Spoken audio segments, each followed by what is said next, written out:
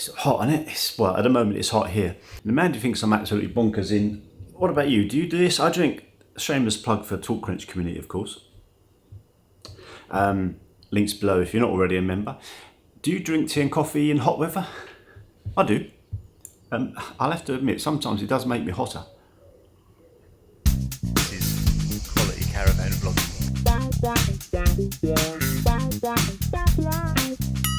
Thanks very much if you've been viewing the vlogs and if you are a new or existing subscriber.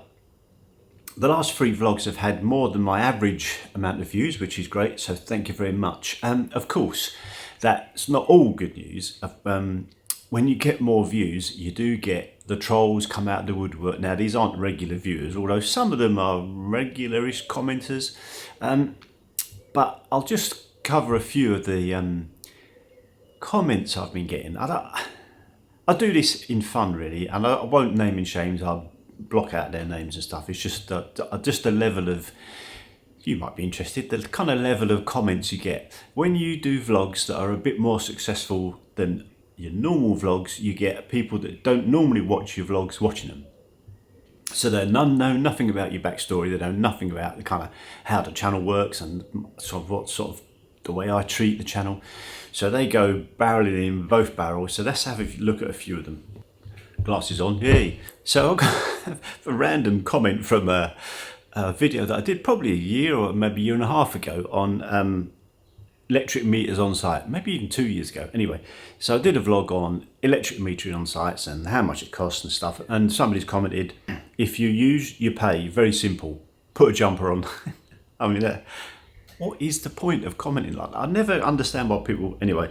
So in the vlog that I showed you where I couldn't get the caravan through the gates with the drive, now I knew I couldn't get them through and I knew I wouldn't be able to, but I wanted to share it with you anyway, and of course it brought out the trolls on the woodwork. So one comment here: common sense is something you should rely on.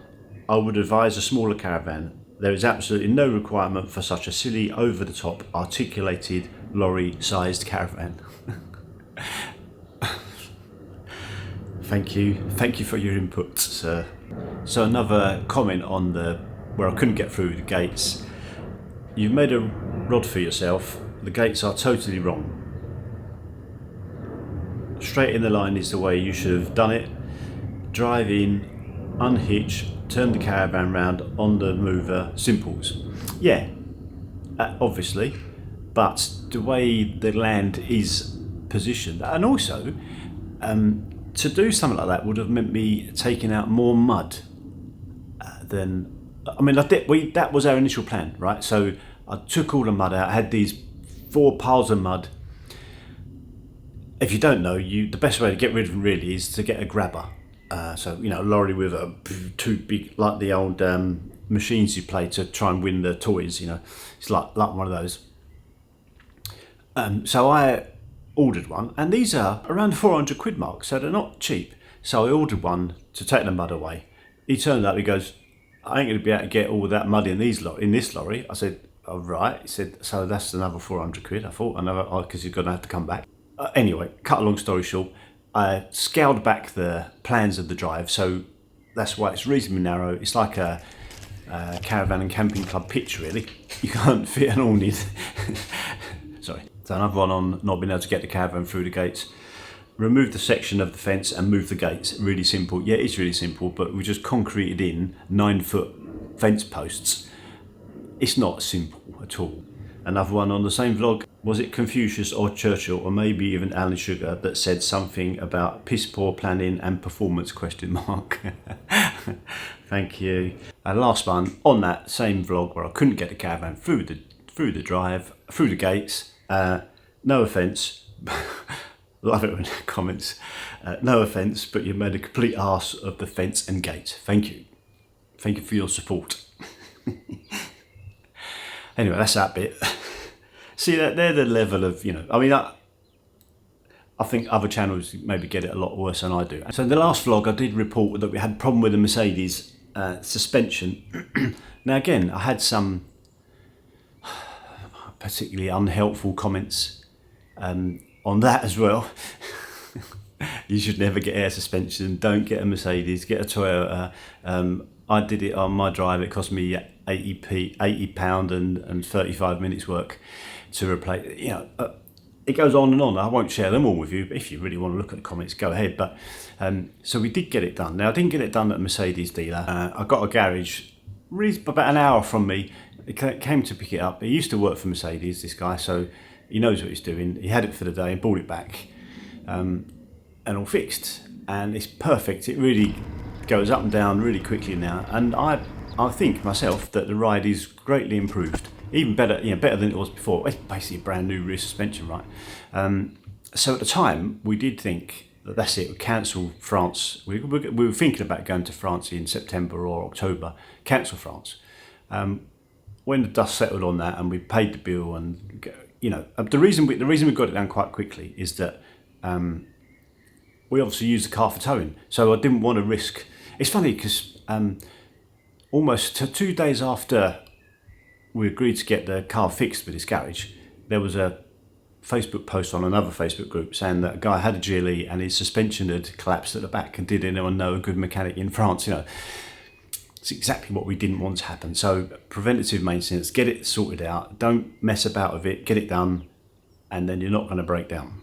Oh, something else obviously might break down, but hopefully the suspension won't go.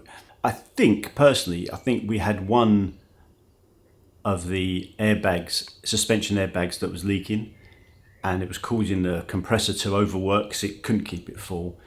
But at night, it kind of, the rear went down on the suspension went down, like deflated, because the neighbour was saying to me, "Oh, you got a lot of stuff in there, Graham." I said, "No, I haven't. That's just how the suspension goes overnight." But it didn't always do it. It hasn't done it all the time. So I know there's definitely a problem with one bag. The other one, why are both going down? I don't know enough about it myself. I'll be honest. I didn't want to take it to Mercedes. I had a problem with, because the car's out of warranty, I had a problem with the sunroof, which is okay now, but it was very slow to close, and I thought, oh, electric sunroof.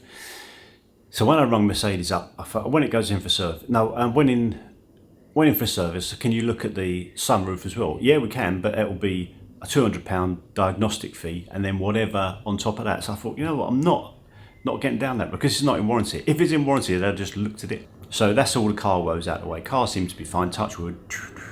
So in a couple of weeks we were off to Liverpool, or near Liverpool anyway. Now those of you that have followed the channel for a while, or follow caravan channels and know about the NEC shows, you'll know earlier in the summer, the good friend of the channel, Ian, sadly passed away from For the Love of Caravans. Him and Claire have become friends. We've been away with them. We met them through vlogging. That's kind of how we met them. And I used to spend when we went to the NEC February and October shows. Me and Ian would spend the whole day together walking around. He was a very funny bloke, lovely man as well. I mean, he was a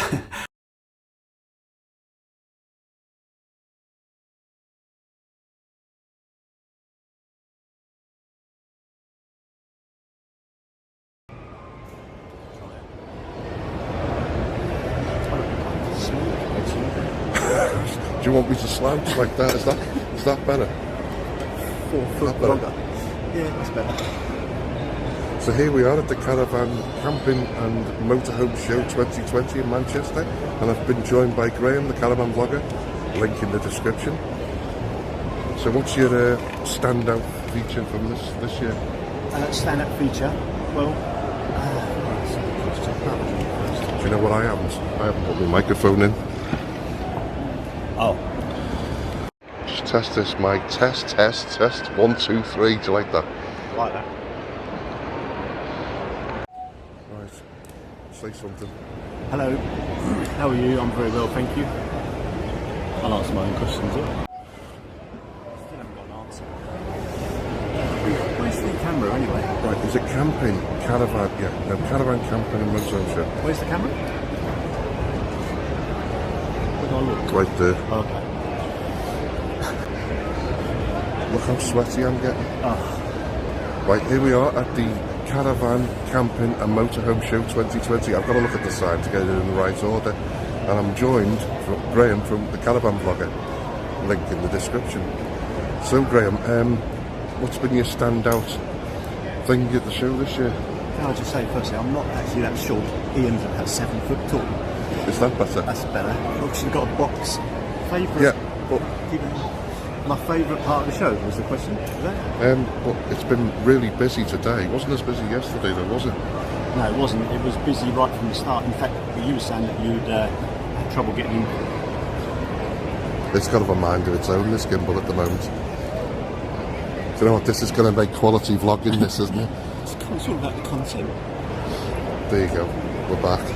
We've just had a little sit down and a little drink. We're old men now. I think on the Graham older than me. on the subject of subscribers coming up to you, I think it is advantageous if you stand in the middle of the pool and scream who you are. Sometimes, Hello, look at me, hello, look at me. Anyone recognise me? Please. But anyway, I didn't do that. thank you all so much for watching, and see you next time. Ta-ra. Yeah, it was great. Anyway, so we're going to Liverpool to. His wife Claire has arranged for have a bit of a do, like celebrating Ian's life, which we're very pleased to do. Me and Mandy both going up there. I'm not sure who else from the vlogger community is going, but if you are going, then pleased to meet you, obviously.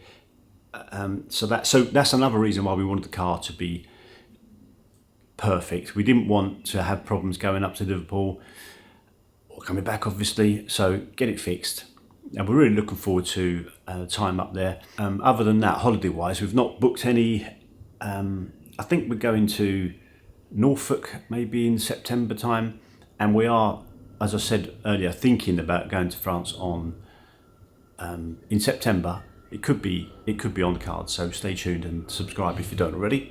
Because the weather's been so hot, I've not done so much on the renovation of the bungalow that we moved into in November.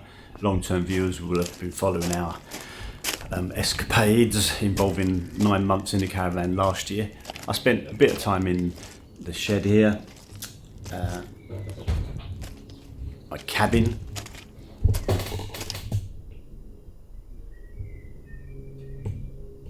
You see a little bit of the railway there.